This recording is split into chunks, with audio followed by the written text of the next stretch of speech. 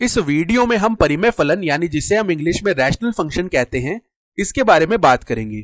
किंतु चलिए पहले समझ लेते हैं कि परिमेय फलन यानी कि रैशनल फंक्शंस होते क्या हैं। तो आप इस परिमेय शब्द से तो परिचित होंगे। आपने यह शब्द परिमेय संख्याओं का अध्ययन करते समय देखा होगा। हम जानते हैं कि परिमेय संख्याएं क्या होती हैं और इससे हमें परिमेय फलनों को परिभाषित करने में सहायता मिलेगी। तो इन दोनों में काफी समानता है। चलिए इन दोनों को देखते हैं और यहां पर हम परिमेय संख्याएं लिख लेते हैं और इस तरीके से यहां पर हम परिमेय फलन लिख लेते हैं। तो सबसे पहले परिमेय संख्याएं क्या हैं?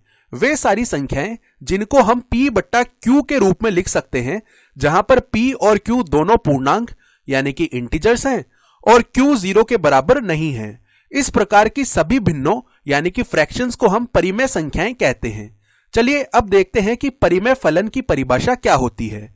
परिमेय फलन px बट्टा qx के रूप में होते हैं, जहां px और qx दोनों बहुपद फलन यानी कि पॉलिनोमियल फंक्शंस हैं और बहुपद फलनों के बारे में हमने पिछले वीडियो में गहनता से बात कर रखी है। और जिस तरीके से हम परिमेय संख्याओं में कह रहे थे कि हमारा यह हर यानी कि डिनोमिनेटर 0 के बराबर नहीं हो सकता, उसी तरह परिमेय फलन में यहां पर यह qx 0 के बराबर नहीं हो सकता है, क्योंकि यदि qx 0 के बराबर होता है तो हमारा हर यानी कि डिनोमिनेटर 0 हो जाएगा और गणित में ऐसा होना संभव नहीं है।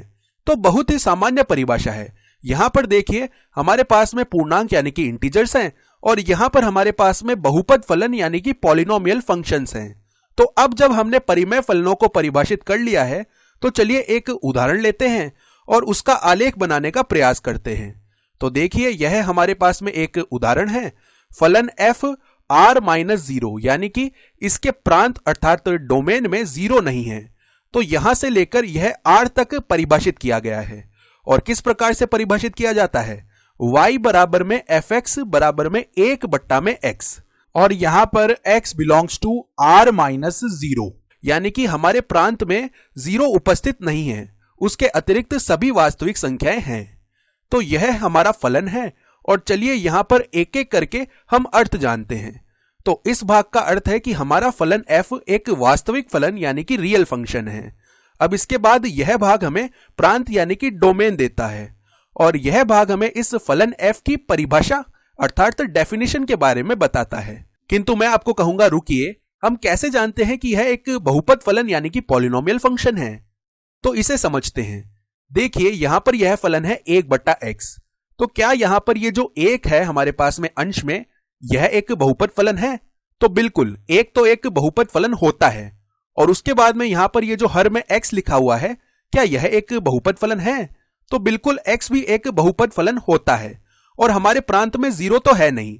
इसका मतलब है यहां पर जो हर में यह x लिखा हुआ है यह 0 नहीं हो सकता है, तो हम बिल्कुल सुरक्षित हैं। तो इसका मतलब है कि यह बिल्कुल सही है और 1 बट्टा x एक परिमेय फलन है। तो चलिए अब इस आलेख का निर्माण करते हैं। हमारे पास में यह तो x अक्ष है और यह हमारे पास में y अक्ष है और हम y बराबर 1 बट्टा x का आलेख बनाना चाहते हैं। तो चलिए सबसे पहले यहां पर हम कुछ मान रख लेते हैं। तो यदि हम सबसे पहले x का मान 0 रखते हैं, किंतु रुकिए, हमें पता है कि x का मान 0 तो हो नहीं सकता है, तो x का मान हम 0 नहीं लेंगे, तो कुछ और मान रखकर देख लेते हैं। तो यदि हम x के स्थान पर अब 1 रखते हैं तो हमें y का मान 1 बट्टा में 1 मिलेगा, जो कि 1 ही बन जाएगा। अब यदि हम x के स्थान पर 2 रखते हैं तो हमें y का मान 1 बट्टा 2 मिलेगा और इसी तरह यदि हम x के स्थान पर 3 रखते हैं तो हमें y का मान 1 बट्टा 3 मिलेगा। और यदि हम x का मान अब थोड़ा बढ़ा लेते हैं और x का मान 9 कर देते हैं तो हमें y का मान 1 बट्टा 9 मिलेगा। तो चलिए अब हम इन बिंदुओं को आलेखित कर लेते हैं।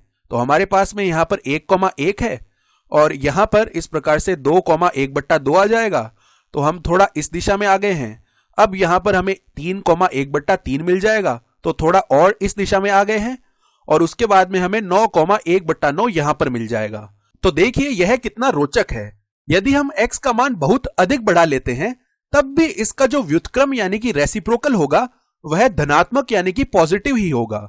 भले ही हम x का मान कितना भी बड़ा कर लें, हमें इसका व्युत्क्रम भले बहुत छोटा मान मिले किंतु वह धनात्मक ही मिलेगा। तो इसका मतलब है कि यह रेखा कभी भी x अक्ष को नहीं काटेगी। तो यह तो इस आलेख का एक भाग है।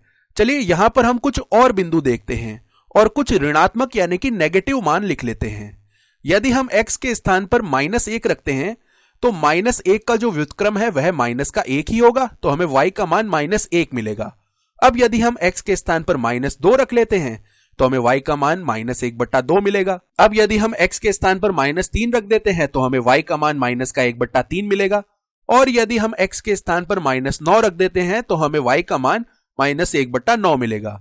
तो चलिए अब इन बिंदुओं को आलेखित कर लेते हैं। तो -1, -1 यहां पर आ जाएगा, उसके पश्चात -2, -1/2 यहां पर आएगा, -3, -1/3 यहां पर आ जाएगा और -9, -1/9 यहां पर आ जाएगा। तो यह भी इस भाग के बहुत अधिक समान आने वाला है और इन बिंदुओं को मिलाने पर हमें कुछ इस प्रकार का यह आलेख दिखाई देगा। तो ऋणात्मक मानों के लिए यह आलेख कुछ ऐसा दिखाई देगा। भले ही हम कितना भी ऋणात्मक दिशा में इसे आगे लेकर चले जाएं, यह आलेख कभी भी x अक्ष को नहीं काटेगा। क्या हमारा आलेख बन गया है? जी नहीं, अभी हमारा आलेख नहीं बना है। देखिए, हमने यहां पर 1 से लेकर 1 से बड़े सभी मान रख लिए और -1 से लेकर -1 से छोटे सभी मान रख लिए, किंतु -1 से 1 के बीच में हमने नहीं बनाया है। तो चलिए देखते हैं यहां पर क्या हो रहा है। और पहले हम 0 से 1 के बीच के कुछ मान ले लेते हैं। तो यदि हम x का मान भिन्न रूप में लेते हैं और मान लीजिए कि अब x का मान 1/2 है, तो हमें इस स्थिति में y का मान देखिए क्या मिलेगा, 1/1/2 यानी कि 1/2 का व्युत्क्रम जो कि 2 ही होता है। इसी प्रकार x का मान 1/3 रखने पर हमें y का मान 3 मिलेगा, x का मान 1/4 रखने पर y का मान 4 मिलेगा और x का मान 1/9 रखने पर y का मान 9 मिल जाएगा। तो इस तरीके से हमें हमारे ये मान वापस मिल रहे हैं। तो चलिए अब इन बिंदुओं को आलेखित कर लेते हैं। तो 1/2 से हमें 2 मिलेगा, तो यह बिंदु यहां पर आ जाएगा। उसके बाद 1/3 से हमें 3 मिलेगा, तो यह बिंदु यहां पर आ जाएगा। 1/4 से हमें 4 मिलेगा, तो यह बिंदु यहां पर आ जाएगा और इसी तरीके से यह आगे बढ़ता जाएगा। तो यह आलेख कुछ ऐसा दिखाई देगा। ध्यान दीजिए, यह आलेख ऐसा ऊपर जाते जा रहा है, किंतु यह कभी भी y अक्ष को नहीं काटेगा और इसी प्रकार की स्थिति यहां पर नीचे भी आ रही होगी। चलिए कुछ और बिंदु लिख लेते हैं। तो यदि हम यहां पर -1/2 रखते हैं तो हमें आउटपुट में मिलेगा -2, -1/3 रखने पर हमें मिलेगा y का मान -3, x का मान -1/4 रखने पर हमें y का मान -4 मिल जाएगा और x का मान -1/9 रखने पर हमें y का मान -9 मिलेगा। और यदि हम इन सभी बिंदुओं को आलेखित कर लेते हैं तो हमें यह आलेख ऐसा मिलेगा। तो इस तरीके से हमने y बराबर 1/x का आलेख बना लिया है। तो इस आलेख में एक वक्र तो कुछ इस प्रकार से है और दूसरा वक्र कुछ इस प्रकार से है और ये दोनों वक्र आपस में नहीं मिल रहे हैं। तो यदि तकनीकी रूप से कहूं तो इसे हम समकोणीय अतिपरवलय यानी कि रेक्टेंगुलर हाइपरबोला कहते हैं, किंतु इसे हम एक अलग अध्याय में, जिसे हम शंकु परिच्छेद अर्थात इंग्लिश में कॉनिक सेक्शन कहते हैं, उसके अंदर पढ़ने वाले हैं। चलिए अब इसके प्रांत यानी जिसे हम इंग्लिश में डोमेन कहते हैं और परिसर जिसे हम इंग्लिश में रेंज कहते हैं, इनकी बात करते हैं। तो प्रांत के लिए हमें अपने आप से यह सवाल करना पड़ेगा कि यह फलन x के कौन कौन से मान लेता है। तो हम देख सकते हैं यह x समस्त धनात्मक मान लेता है और समस्त ऋणात्मक मान लेता है, किंतु x का मान 0 नहीं हो सकता है।